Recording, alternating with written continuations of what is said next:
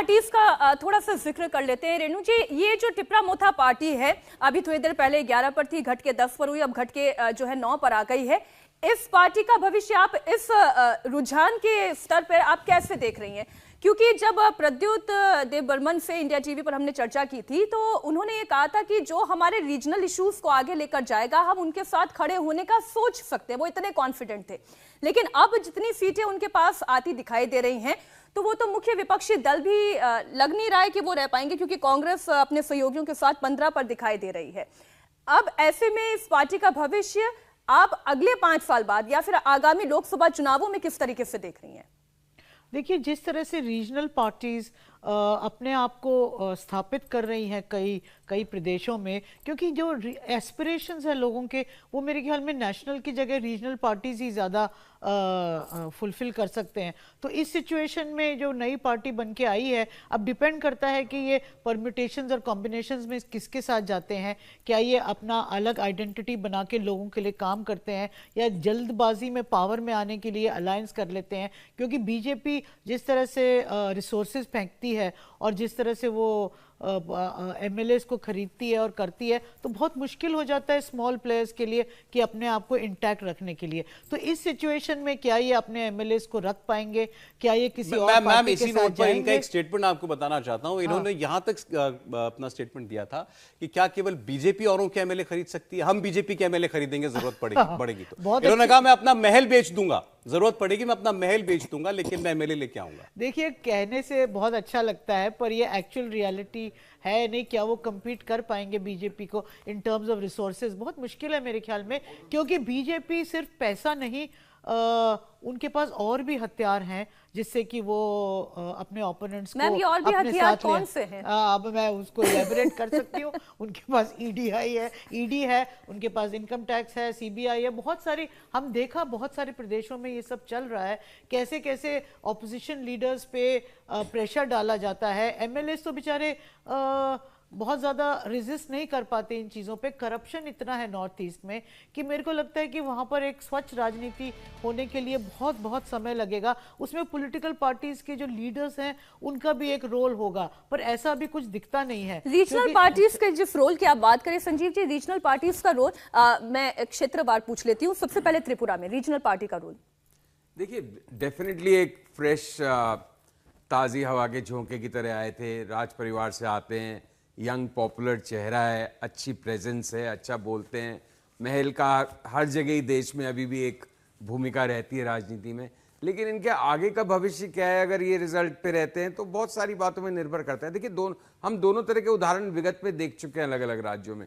नई regional party बनती है, तूफान की तरह आगे बढ़ती है, लेकिन अगर फिसल जाती है किसी जगह पहुंचने में तो क्योंकि पहली बार एक जनता में भी जोश होता है, दूसरी बार वो जनता देख लेती है कि अरे ये शायद would pass the winning post नहीं हो पाएगा, तो फिर जनता भी ठिठकती है। तो कोई भी, अब हम किसी भी कंक्लूजन पे नहीं पहुंच सकते। एक्चुअली मैं कहना ही चाह रहा हूं कि मुझे नहीं मालूम इनका भविष्य क्या है, कि वो कैसे जनता परसीव करेगी, कैसे इनकी कंसिस्टेंसी रहेगी, क्या इनका फाइनल टैली होता है। लेकिन हाँ, देखने करने में और बोलचाल के हिसाब से एक अच्छा लोकप्रिय और युवा चेहरा त्रिपुरा की राजनीति में इस बार आया था।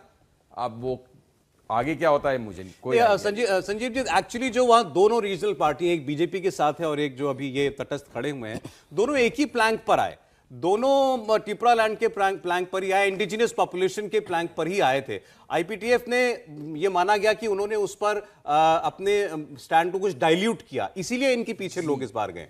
देखिए, आप नॉर्थ ईस्ट की बात करें या किसी भी स्टेट की बात करें, जो रीजनल पार्टी है वो लोकल एस्पिरेशंस, लोकल प्लैंक्स पे आती है। कहीं ट्राइबल्स का मुद्दा है, कहीं जमीन का मुद्दा है, कहीं कोई किसी पर्टिकुलर कम्युनिटी है, लैंड का मुद्दा है, फिर कोई सीमांचल।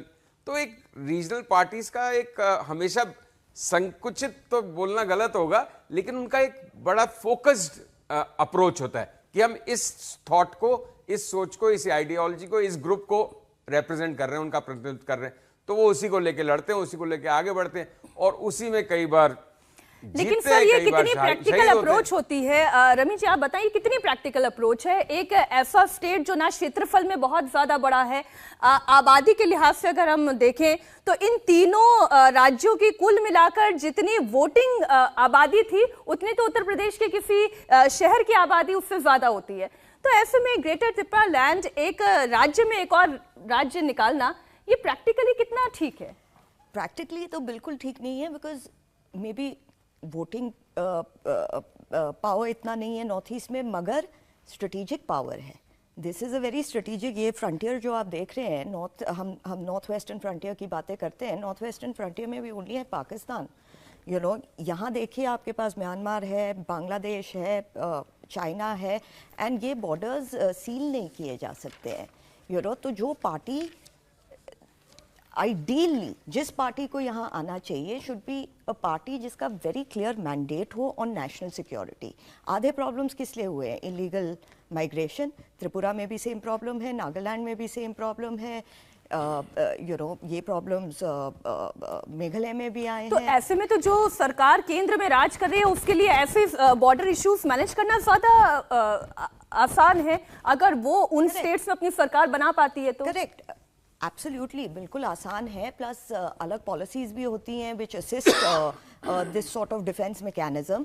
जैसे अभी त्रिपुरा में भी 33% रिजर्वेशन दिया है, you know, for women. You know they are empowering women. Government schools में फ्री एजुकेशन दिया है फॉर वुमेन। यू नो तो ये सब सब्सिडरी पॉलिसीज होती हैं दैट असिस्ट स्टेबिलिटी एक स्टेट में। So you know regional parties का अपना इम्पोर्टेंस है, because you know they represent the indigenous population वहाँ, मगर national parties का इसमें larger स्टेक होल्डिंग है, बिकॉज दे कैन टेक ऐसे डिसीजंस की फेंसिंग करनी है, how do we stop illegal immigration, insurgents के साथ नेगोशिएट कौन करेगा, how do we bring them overboard. आप यहाँ भी देखिए, you know we are talking about development and infrastructure, मगर the central leadership has done a lot of work towards people to people connect, you know. And आप नागालैंड में देखिए 5 kilo rice 2.5 साल तक फ्री दिया जा रहा है to poor families, you know. Budget increase हो गया है 4 times, यू नो। सो ये सब चीजें पॉसिबल होती हैं। इंडिया टीवी हर वक्त हर जगह डाउनलोड करने के लिए सर्च करें India TV news Google play store या ऐप स्टोर पर।